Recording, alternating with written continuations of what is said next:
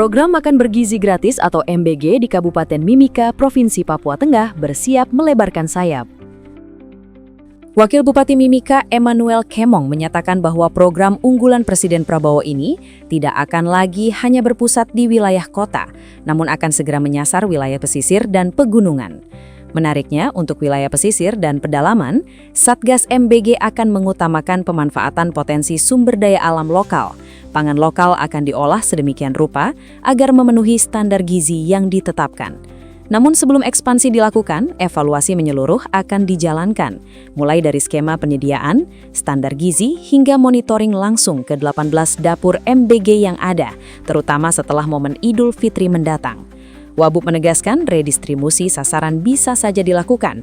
Sekolah dengan latar belakang orang tua yang mampu secara ekonomi, kemungkinan dialihkan bantuannya kepada sekolah-sekolah yang jauh lebih membutuhkan di pelosok.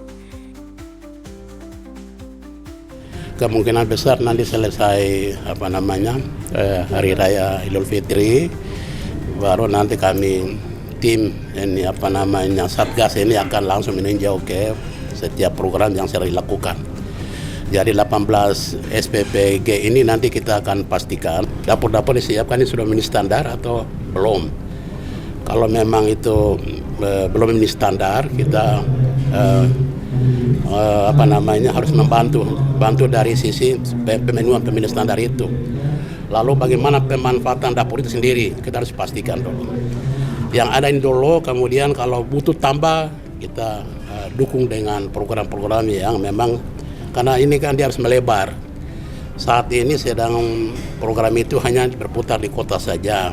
Kita belum sampai pada pesisir juga, belum sampai di pedalaman kan. Jadi nanti setelah kita pastikan dulu yang di kota ini jalannya bagaimana, baru nanti kita akan bergerak lagi untuk nanti proses penyediaan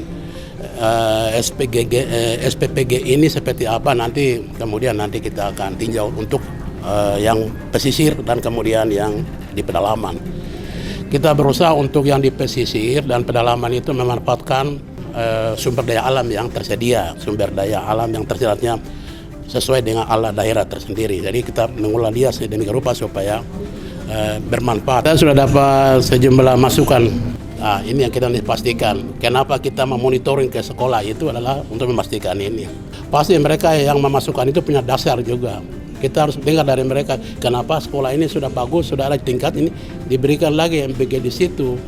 Apa alasannya? Kita harus dengar lagi. Kita tidak bisa langsung memotong-potong. Tapi dengar dulu, karena alasannya seperti ini, harus kita sepakati, alangkah baiknya kita geser, atau bagaimana itu nanti kita bicara di dalam. Eci Emsen, Restu Andri melaporkan.